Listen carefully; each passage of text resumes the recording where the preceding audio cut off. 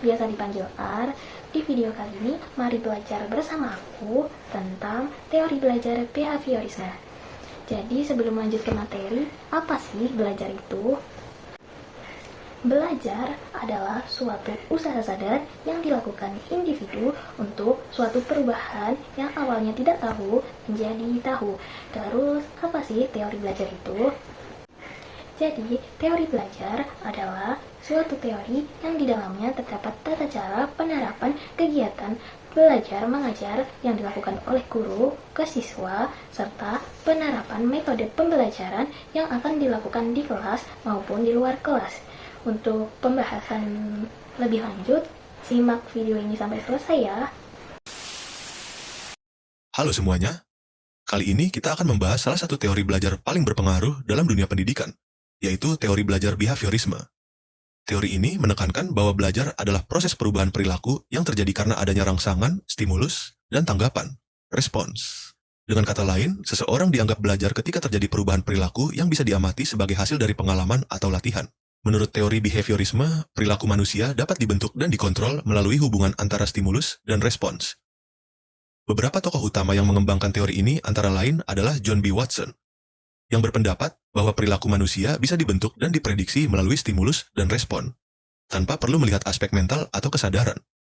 Kemudian ada B. F. Skinner, yang memperkenalkan konsep penguatan reinforcement dan hukuman punishment. Skinner menjelaskan bahwa perilaku dapat diperkuat melalui hadiah atau penghilangan hal yang tidak menyenangkan. Selanjutnya ada Ivan Pavlov, terkenal dengan eksperimen anjingnya. Ia menemukan konsep pengkondisian klasik, yaitu proses belajar melalui asosiasi antara stimulus netral dan stimulus yang memiliki respon alami. Dan yang terakhir dari Edward L. Thorndike, dengan hukum efek, law of effect, menjelaskan bahwa perilaku yang menghasilkan akibat menyenangkan akan cenderung diulang. Konsep inti dalam teori behaviorisme mencakup beberapa hal penting, yakni 1. Stimulus response, SR. Setiap perilaku merupakan reaksi terhadap rangsangan tertentu. 2. Pengondisian, conditioning. Proses pembentukan perilaku baru melalui pembiasaan. 3. Reinforcement, penguatan. Penguatan positif seperti pujian atau hadiah, dan penguatan negatif seperti menghindari hukuman. 4. Punishment, hukuman. Digunakan untuk mengurangi atau menghentikan perilaku yang tidak diinginkan. Dan yang terakhir adalah repetition, pengulangan. Perilaku yang sering dilatih akan menjadi kebiasaan dan sulit diubah.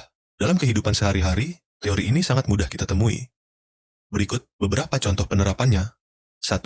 Guru memberikan bintang atau pujian kepada siswa yang mengumpulkan tugas tepat waktu dan memberi peringatan ringan bagi yang terlambat. 2. Guru bahasa Inggris meminta siswa mengulangi pengucapan kosakata tertentu hingga benar. 3. Setiap siswa yang aktif bertanya atau menjawab pertanyaan dengan benar mendapat stiker bintang. Setelah terkumpul beberapa stiker, siswa bisa menukarkannya dengan hadiah kecil yang disiapkan guru. Teori behaviorisme memiliki kelebihan dan kekurangan yang perlu kita pahami. Kelebihan tersebut, diantaranya, guru menjadi lebih tanggap dan teliti terhadap perilaku siswa, pembelajaran berlangsung secara terstruktur dan terukur, penguatan positif membantu membentuk perilaku baik, cocok untuk pelajaran yang memerlukan latihan berulang dan disiplin tinggi. Sedangkan kekurangannya adalah siswa cenderung pasif karena hanya meniru dan menghafal, pembelajaran berpusat pada guru, teacher-centered learning, kurang mendorong kreativitas dan kemampuan berpikir kritis. Terakhir, tidak semua materi cocok diajarkan dengan pendekatan ini, agar teori ini dapat diterapkan secara efektif. Berikut, beberapa saran strategi dari saya yang bisa dilakukan. Pertama, gunakan penguatan positif, positive reinforcement, secara konsisten, yakni dengan memberikan pujian, hadiah, atau pengakuan sosial saat seseorang melakukan perilaku yang diharapkan. Kedua, terapkan pembiasaan bertahap, shaping.